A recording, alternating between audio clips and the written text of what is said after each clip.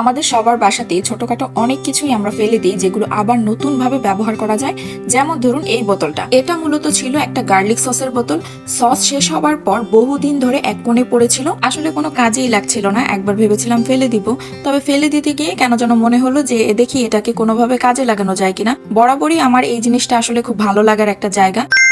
Anyways, আসসালামু আলাইকুম everyone. এতক্ষণে আপনারা বুঝেই গিয়েছেন এই মুহূর্তে আমি এই পুরনো বোতলটাকে নতুনভাবে আবিষ্কারের চেষ্টায়। প্রথমে কয়েকদিন এই বোতলটাকে আমি ব্যবহার করেছিলাম ব্রাশ ক্লিনার হিসেবে, মানে রং মেশানোর পর ব্রাশ ধোয়ার কাজে ইউজ করেছিলাম। তখনও বোতলটা একেবারেই সাধারণ ছিল, যার কারণে শুরুতেই আপনারা দেখতে পেয়েছেন বোতলটাতে অনেকটা রং মাখানো ছিল। যাই হোক, বোতলটাকে বেশ ভালোভাবে ক্লিন করে নিয়েছিলাম আমি। তখন মাথায় এলো এটাকে যদি একটু সাজাই তবে হয়তো ঘরের এক কোণে রাখলে পরিবেশটা বদলে যাবে। তাই আমি শুরু করলাম ছোট্ট একটা ক্রাফট জার্নি। প্রথমেই আমি আমার হাতের তৈরি ক্লে দিয়ে কিছু পাতা এবং ফুলের শেপ বানালাম। খুব যত্ন নিয়ে একে একে গ্লুয়ের সাহায্যে বোতলের গায়ে লাগিয়ে দিলাম।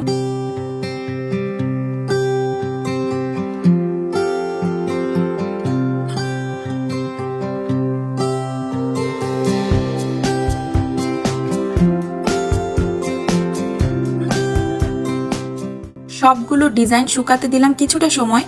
শুকানোর পর বোতলের চেহারাটাই যেন পাল্টে গেল, একেবারে 3D লুক চলে আসলো। আওয়াজ শুনে বুঝতেই পারছেন শুকানোর পরে এটা ঠিক কতটা হার্ড হয়ে গিয়েছে। এরপর এলো মজার একটা অংশ, রং করা, যেটা আমার সবসময় ভালো লাগে। আমি অ্যাক্রিলিক কালার ব্যবহার করেছি এখানে।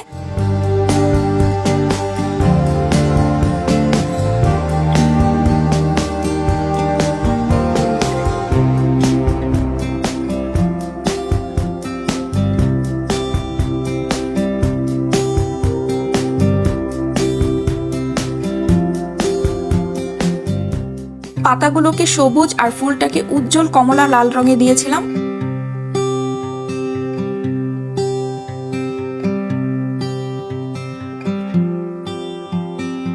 কালার দেওয়ার পর বোতলটা যেন একদম জীবন্ত হয়ে উঠলো। তবে আরেকটু সুন্দর করার জন্য এখানে আমি ফুল এবং পাতার উপরে একটা গ্লিটার কালার ইউজ করি।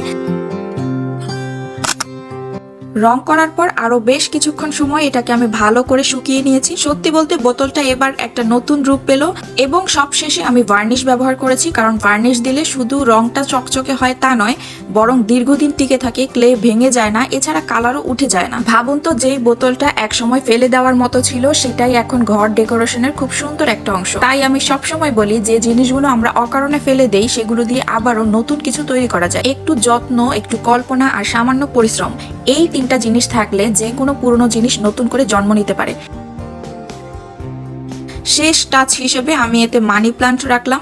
সবুজ পাতার সৌন্দর্য আর বোতলের শিল্পকর্ম দুটো একসাথে মিলেমিশে যেন ঘরের এক কোণকে প্রাণবন্ত করে তুললো। সো ভিউয়ার্স, এই ছিল আমার আজকের ছোট্ট আপসাইক্লিং জার্নি। আশা করি আমার আজকের এই ছোট্ট ক্রাফট জার্নি আপনাদের ভালো লেগেছে।